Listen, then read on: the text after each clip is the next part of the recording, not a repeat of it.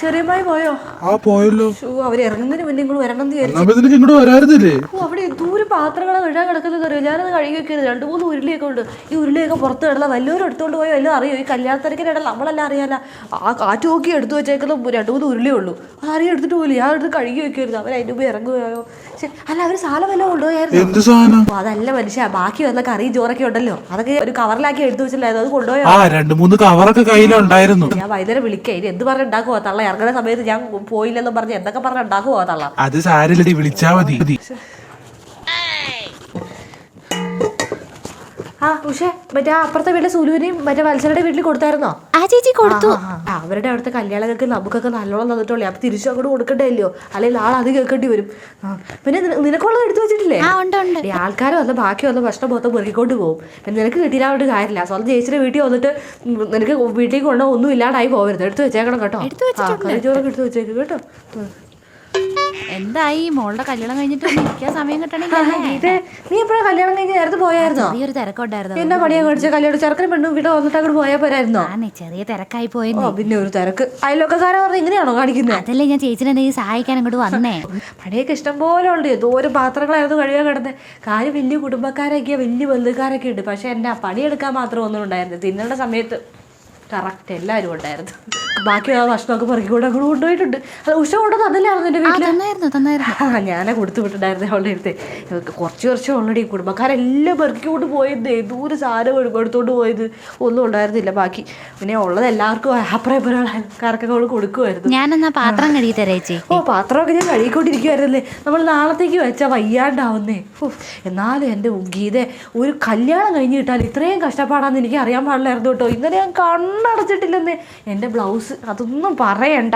കല്യാണത്തിനിടാൻ വേണ്ട ബ്ലൗസ് ഉണ്ടല്ലോ, കൈയൊന്നും വല്ലാത്ത ലൂസ്. ഇന്നലെ ഇവിടുത്തെ പണിയെല്ലാം കഴിഞ്ഞ് കിടക്കാമെന്നൊന്ന് വെച്ചപ്പോൾ 4 മണി. അപ്പോഴാണെങ്കിൽ അവളിതേ മേക്കപ്പിന് പോകാൻ നിൽക്കുക. ആ മേക്കപ്പിന് പോകുന്ന സമയത്ത് ഞാൻ ഒന്ന് കിടക്കാൻ നിൽക്കണേ. 4 മണി ആയപ്പോൾ ബ്ലൗസ് എടുത്ത് നോക്കുമ്പോൾ കൈ ലൂസ്. ഞാൻ പിന്നെ രാവിലെ വരെ ഇരുന്ന് തുന്നി കഴിയിട്ട് ആ കൈയൊന്നും ഇടാൻ പറ്റി. ബ്ലൗസ് ഒന്നിനും കൊള്ളില്ലായിരുന്നു. എന്നാ ചെയ്യുന്ന ആലോചിച്ച് നോക്കി.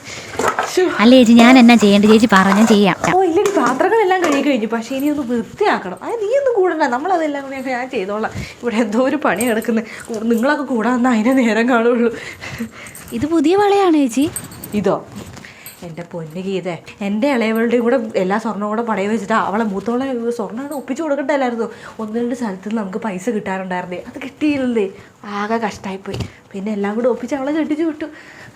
അവളവിടെ ചെന്ന് നന്നായിട്ട് ജീവിച്ചാൽ മതിയായിരുന്നു. ആ ഒരു വിഷമമുണ്ട്. ഇന്നലെ വരെ ഇവിടെ ഉണ്ടായിരുന്നല്ലേ. ഒരു വേറെ വീട്ടിൽ പോയി മാറി നിൽക്കുമ്പോലില്ലാത്ത പെണ്ണ കൊച്ചു പോയെന്ന് ഇറക്കുമ്പോൾ അമ്മ എന്ത്? അമ്മയും കണ്ട് അപ്പുറത്തെങ്ങാണ്ട് ഇരിപ്പുണ്ട്. അമ്മയ്ക്ക് ഭയങ്കര വിഷമം അങ്ങോട്ട് പോയേനെ. ഞാൻ അടിച്ചു വരേച്ചി. വേണ്ടടി, ഞാൻ പിന്നെ അടിച്ചു വാരി തുടച്ചു കഴിഞ്ഞാൽ ഇപ്പം പണി കഴിഞ്ഞു. പിന്നെ ഇഷ്ടംപോലെ തുണി ഇറക്കാൻ കിടക്കുന്നുണ്ട്. ഈ ബന്ധുക്കാർ ഒത്ത വന്ന് കിടന്നതല്ലേ, ബെഡ്ഷീറ്റ് തലയോടാറാന്ന് പറഞ്ഞ് എന്തോരം തുണിയാണ് കിടക്കുന്നത്. ഇനി അതൊക്കെ ഒന്ന് അലക്കണം. അമ്മ എന്താ ഈ സമയത്ത്? ഹലോ മോളെ. ഹലോ അമ്മേ. അവിടുത്തെ പരിപാടിയൊക്കെ കഴിഞ്ഞാ? ഇവിടുത്തെ പരിപാടിയൊക്കെ കഴിഞ്ഞമ്മേ. എന്നിട്ട് വീട്ടിലെത്തിയില്ല ഇപ്പൊ ഇതുവരെ? അത് പിന്നെ ഞങ്ങൾ വിചാരിച്ചേ വൈകുന്നേരമായിട്ട് പോവാന്ന്. ഓഡിറ്റോറിയത്തിൽ നിന്ന് ഫുഡൊന്നും കൊണ്ടുവന്നിട്ടില്ല. അപ്പൊ അതിന് മാത്രം ബാക്കിയൊക്കെ വന്നാ? പിന്നല്ലാണ്ട് ഇഷ്ടംപോലെ ബാക്കി വന്നമ്മേ.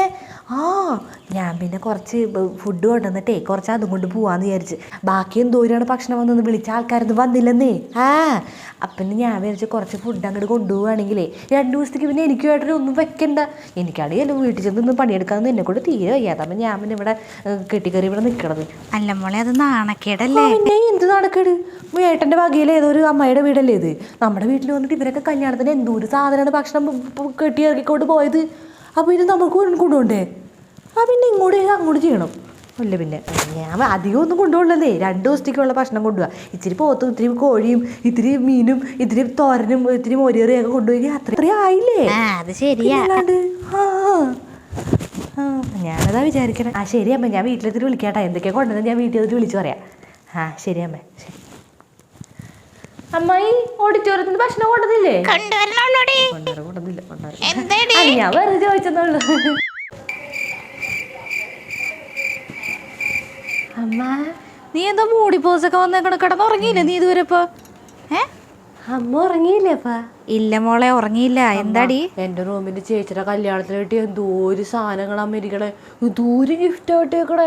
നമുക്കതൊക്കെ ഒന്ന് പൊട്ടിച്ചു നോക്കട്ടെ. എന്റെ പൊന്നു വെച്ച മനുഷ്യൻ പണിയെടുത്ത് നടു ഒടിഞ്ഞു വന്ന് ഇരുന്നേ ഉള്ളൂ, വേറെ പണിയൊന്നുമില്ല. അമ്മ ഉറങ്ങിയൊന്നുമില്ലല്ലോ, അവിടെ നിന്ന് കിടക്കാൻ പോടല്ലേ ഉള്ളൂ. അമ്മ പ്ലീസ് അമ്മ, എനിക്ക് അവിടെ കിടന്നിട്ട് ഉറക്കം വരില്ല.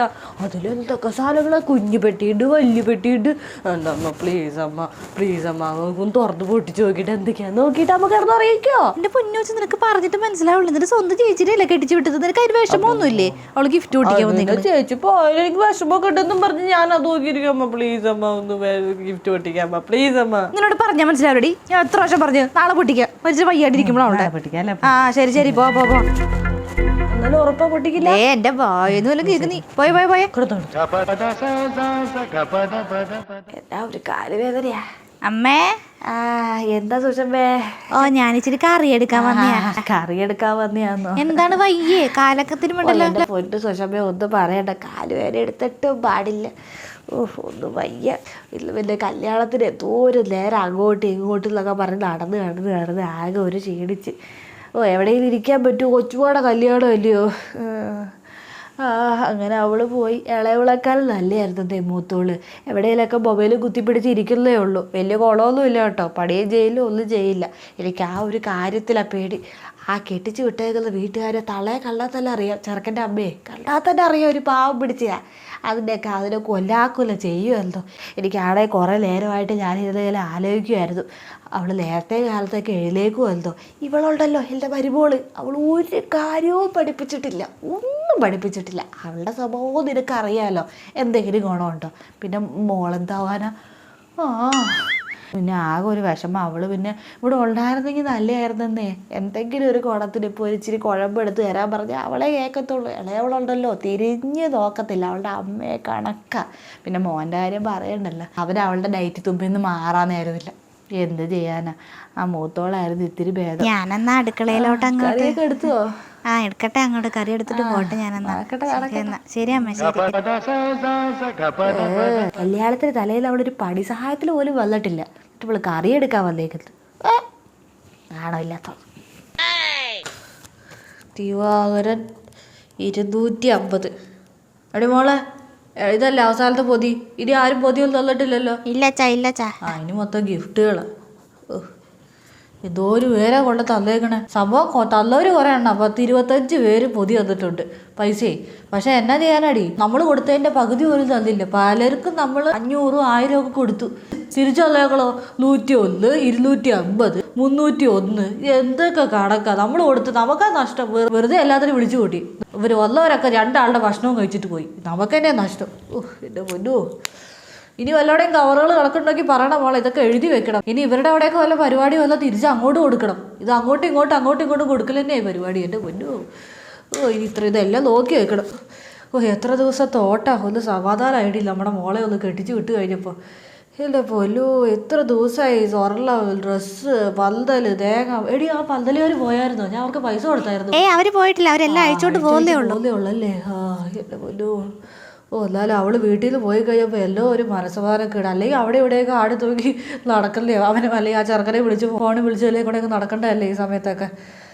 കൊച്ചു പോയപ്പോൾ എന്തോ പോലെ.